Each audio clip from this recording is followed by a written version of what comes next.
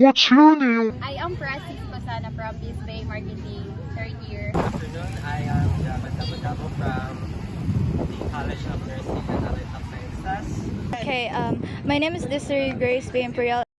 So hi, I'm Magina Alfonso, 21 years old, a third year bio student from class.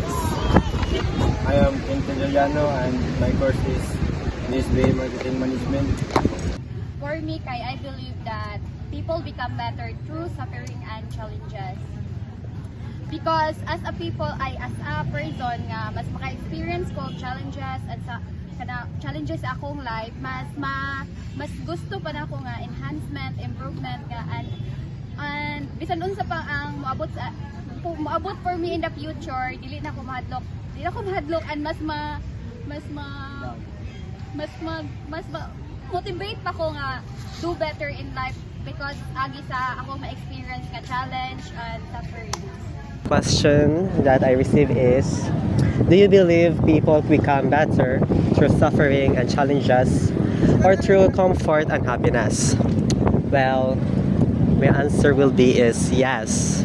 All of us will go through any suffering because every day we encounter any challenges. By also learning from our mistakes, we can also comprehend or also compromise those problems by alleviating our suffering, by also improving ourselves to become as one, and then also because based on my past experiences, despite of how hard our department is, we still try to thrive no matter how hard it is, especially sa mga failed exams and also sa mga RATDAMs. We even thrive more, and all I can say is that no matter how hard or how heavy you are feeling right now, always remember that I still have a smile on your face.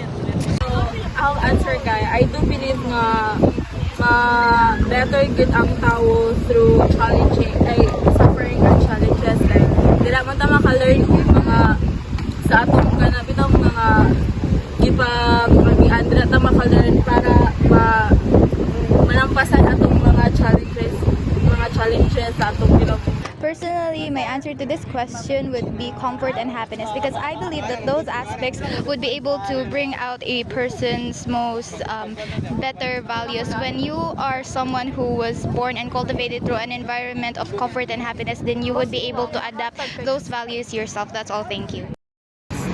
For me, kay depende siya.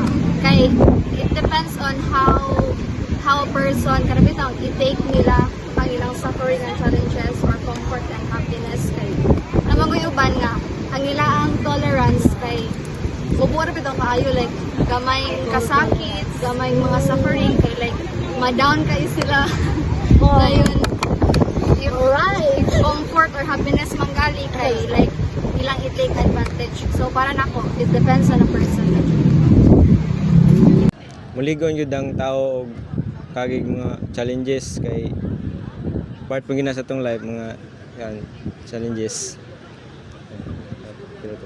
So I believe that people become better through suffering and challenges because based on my own experience, I've experienced or went through a lot of hardships in my life, so there's challenges and suffering, and those challenges shaped me into who I am today because katong mga challenges or mga experiences na ako ang na-experience before kay I've learned a lot of lessons from them and it helped me become a better person and to